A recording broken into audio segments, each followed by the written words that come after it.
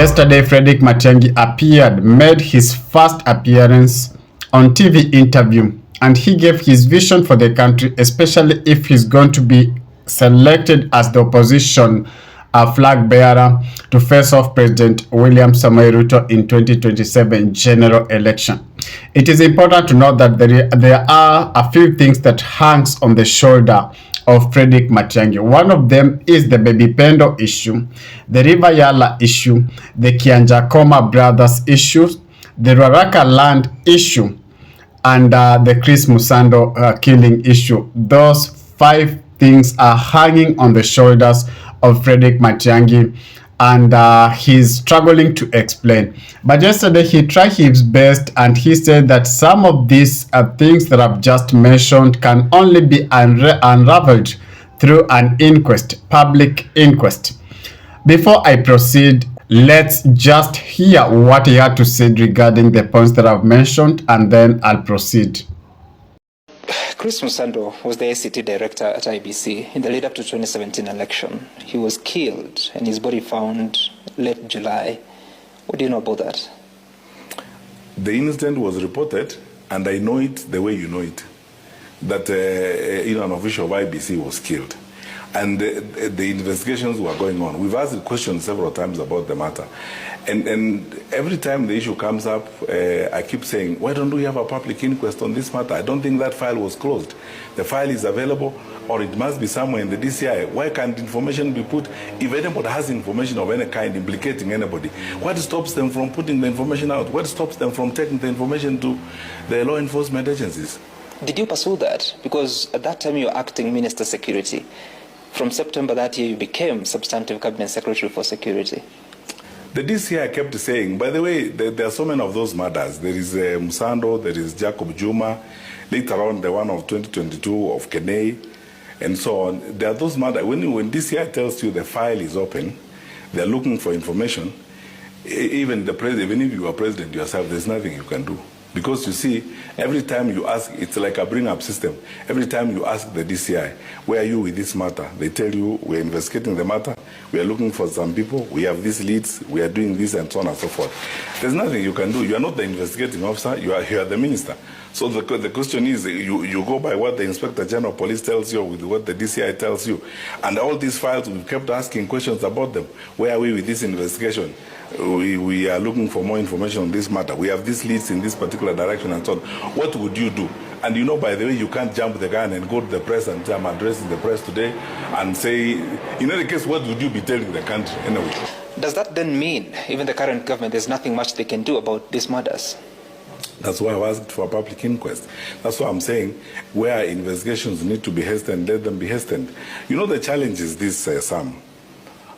There you go, guys. The son from the land of Omugusi giving his sentiments regarding various questions that he encountered, because these particular questions have been tainting his image, and a lot of youths have been having a bone to chew with him, because they say that they don't fully trust Matiangi.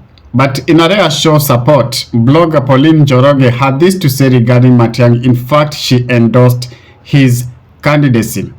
She said this on one of her tweets on X. I have noticed that some people are sitting with anger over my yesterday's photo with Rigathi Gachagua. Remember, she had a photo with Rigathi Gachagua. That's what she's talking about. A few have even gone as far as branding me tribal or calling me a traitor. Let me set the record straight. I supported Baba Raila Odinga in 2022 because I genuinely believed he was a better candidate compared to Ruto, a position I still hold to this day. For those who have followed this page over the past decade, you know how passionate I've been about the African Union, an institution I have had the privilege to engage with over the years.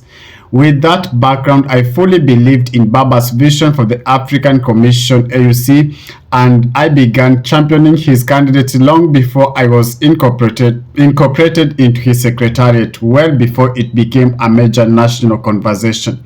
Today, Baba is working closely with the current administration.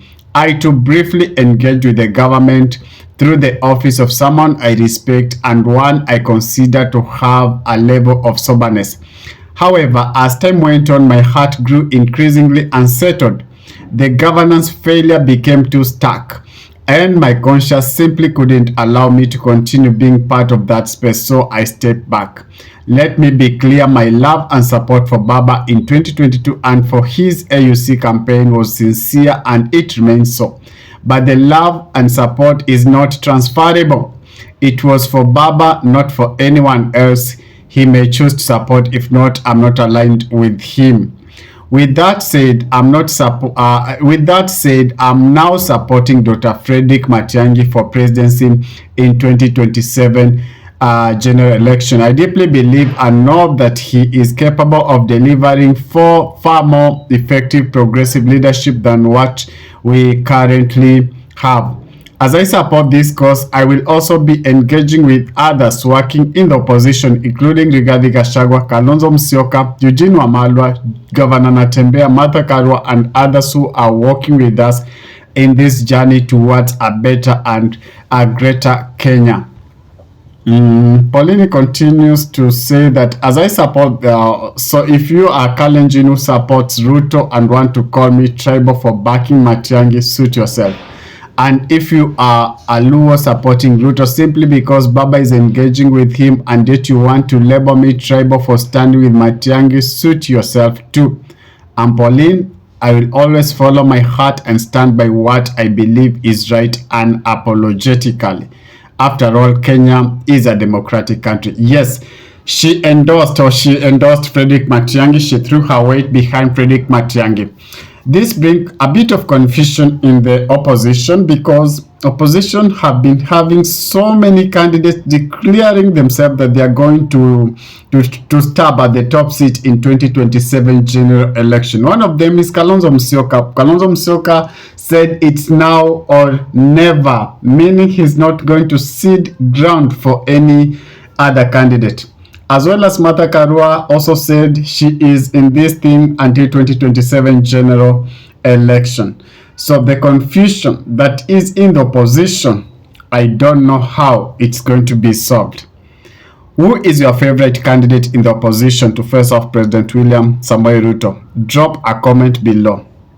If it is your first time on my channel, guys, before you sign out, could you kindly just spare a moment of your time and hit that subscription button and put on a notification bell as well, so that when I do subsequent videos, you'll not miss out. Adios.